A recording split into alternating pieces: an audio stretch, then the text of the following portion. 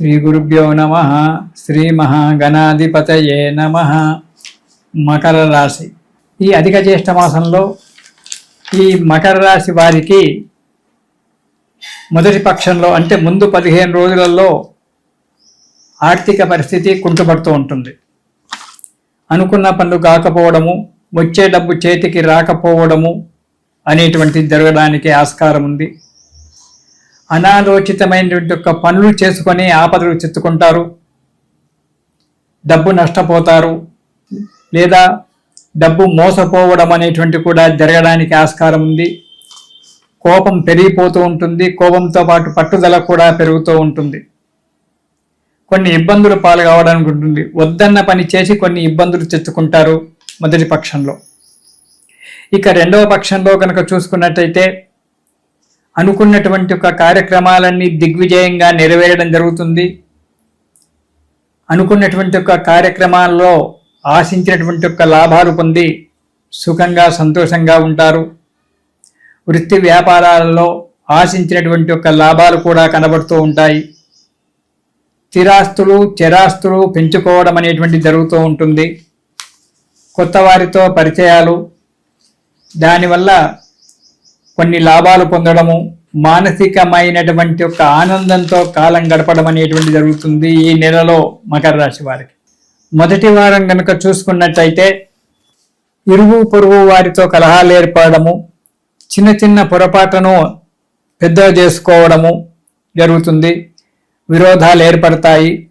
భార్యాబిడ్డలతో కలహాలు రావడము, దానివల్ల అసందర్భ ప్రలాపాలు పోయి చిన్న గోటితో పోయేదానికి గుడ్డల వరకు తెచ్చుకోవడం అనేటువంటి జరుగుతుంది. కాబట్టి జాగ్రత్త ఈ మొదటి వారంలో. ఇక రెండవ వారం కనుక చూసుకున్నట్టయితే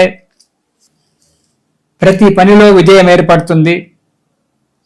వ్యాపారస్తులకు అనుకున్నటువంటి యొక్క లాభాలన్నీ కూడా చేకూరుతాయి. కొత్త వ్యాపారాలకై ఆలోచించడం జరుగుతుంది. రాజకీయంలో ఉన్నటువంటి వారికి విజయం సిద్ధిస్తుంది, మనశ్శాంతి దొరుకుతుంది. అనుకున్న పనులలో జయం కలిగి ఆనందంతో ఉంటారు. ఇక మూడవ వారము మనోధైర్యంతో అడుగు ముందుకేస్తారు. ఏ కార్యక్రమమైనా సులభంగా నెరవేర్చడానికి ప్రయత్నం చేస్తారు. పట్టుదల చేత ఆ కార్యక్రమాన్ని నెరవేరడం జరుగుతుంది. దాంట్లో విజయం సాధిస్తారు. స్థిరాస్తులు చరాస్తులు కొనుక్కోవడం జరుగుతూ ఉంటుంది. ప్రయత్నించినటువంటి ఒక ప్రతి కార్యక్రమం కూడా సునాయాసంగా నెరవేరి మనశ్శాంతినిస్తుంది మూడవ వారం. ఇక నాలుగవ వారం కనుక చూసుకున్నట్టయితే అధికంగా డబ్బు ఖర్చు అవుతుంది. బంధువుల చేత మిత్రుల చేత విరోధాలు తెచ్చుకోవడం అనేటువంటి జరుగుతూ ఉంటుంది. లేనిపోని కలహాలు పెట్టుకొని వారితే దూరం కావడం అనేటువంటి జరుగుతూ ఉంటుంది. కాబట్టి అనాలోచితమైనటువంటి యొక్క పనులు చేయకపోవడము చాలా మంచిది. అపభ్రంశలు మాటలు మాట్లాడము, అసందర్భ ప్రలాపాలు చేయడం కూడా మంచిది కాదు. అనారోగ్యంతో బాధపడుతూ ఉంటారు కొంతవరకు. ఇంటిలో చిక్కులు, బయట చెక్కులు, ముందు నొయ్యి వెనక గొయ్యిలాగా ఇబ్బందికరంగా ఉంటుంది మకర రాశి వారికి. నాలుగవ వారంలో ఆశించినటువంటి ఒక ఫలితాలు పొంది ఆనందంగా సంతోషంగా ఉంటారు.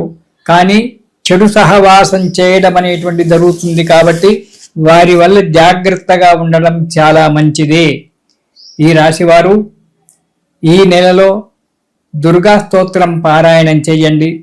ఎక్కడైనా యజ్ఞయాగాదులు జరుగుతుంటే అక్కడికి వెళ్ళి దాంట్లో పాల్గొనడము, అక్కడ ఉన్న యొక్క భగవంతుని యొక్క ఆశీస్సులు పొందడము అనేటువంటి చేసుకోవడం వల్ల కొన్ని ఇబ్బందులు పోతాయి.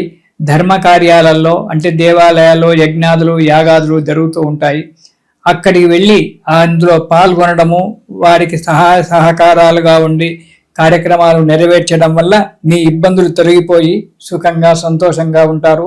మీరు ప్రతిరోజు కూడా ఈ మకర రాశి వారు ఈ నెలలో దుర్గా స్తోత్రం పారాయణం చేయండి. దుర్గా స్తోత్రం పారాయణం చేయడం వల్ల కష్టాలన్నీ కూడా తొలగిపోయి సుఖంగా సంతోషంగా ఉంటారు. ఇది శుభం.